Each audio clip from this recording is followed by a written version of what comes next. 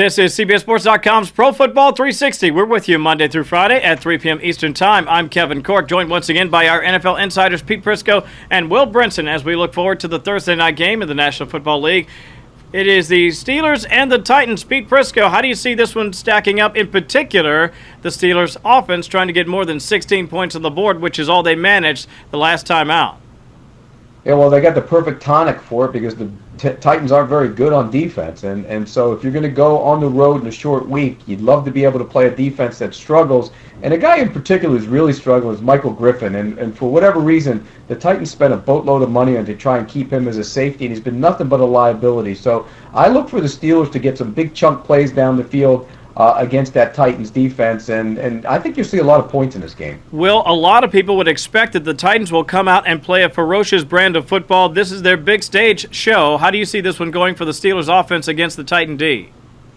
Well, I don't know. I don't think there's anything ferocious about the Titans D. They're more like Hello Kitty style in the form of what Cam's been made fun of down in Charlotte. I mean, they're not tough at all. They've been getting gashed by everybody they play against.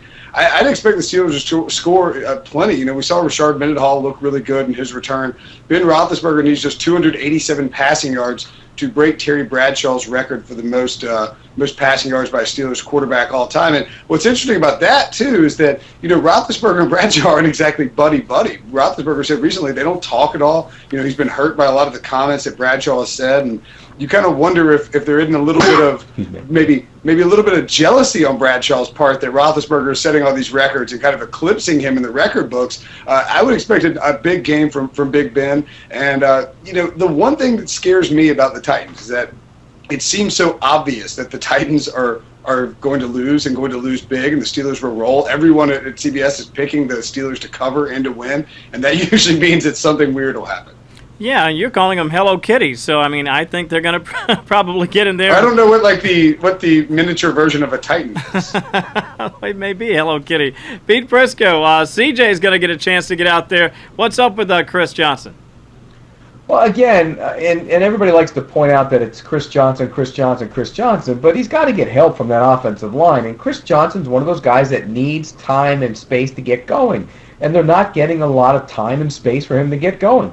He's got a lot of people around his legs when he takes handoffs. And, 2 weeks ago, Chris Johnson's back. Then last week, Chris Johnson still stinks. Well, it takes the offensive line to get some push in the middle of that line to get him going. And I don't think this is a great matchup for them to start that, because I just don't think that the Steelers get pushed around that much on defense, and the interior of the Tennessee offensive line hasn't played very well. It's interesting, Pete, too. How much of a indictment do you think it is when you talk about Mike Munchak? We're talking about a Hall of Famer, a Hall of Famer as an offensive lineman. This guy's supposed to come in. You would think, theoretically, with the talent they have, like Roos on the offensive line, they'd be able to, create some holes. I think there's a real issue with it's a combination of things: the play calling for Chris Johnson, the way he's hitting holes, and the offensive line. After the breakdown of that a few weeks ago. Yeah, but you can't make chicken salad out of chicken dunk. You just can't. Chicken dunk? Yeah, you can't. You can't. It's just you either have the players and they get better, or they're good players and they become really good players, or you have garbage players and they can't get better. And I'm not saying they're garbage, because I still think Steve Hutchinson, the second best lineman from Coral Springs High School, can still play at a high level. But those other guys aren't very good inside. All right, guys, your chance to give me your pick and why. 20 seconds each. First to you, Pete Prisco. Titans Steelers. Who you got? Oh, I don't think there's any question. The Steelers, even on a short week on the road, which is usually tough, they're going to go in there. They're going to throw the football around. I look for Mike Wallace and that gang to put up big numbers. Steelers blow them out. Will Brinson, your take.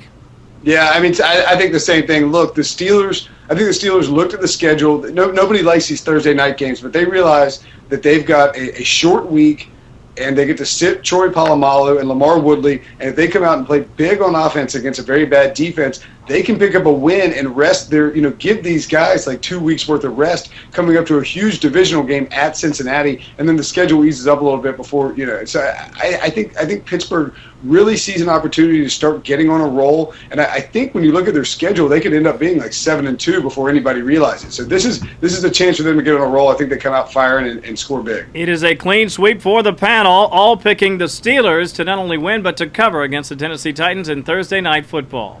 course, a reminder, everybody, we're with you Monday through Friday at 3 p.m. Eastern Time, and we definitely want you to stay connected with us online. You can see terrific videos at CBSSports.com, plus the great analysis of Will Brinson and Pete Prisco, and definitely like us on Facebook and follow us on Twitter. Our handle's easy as that eye on NFL.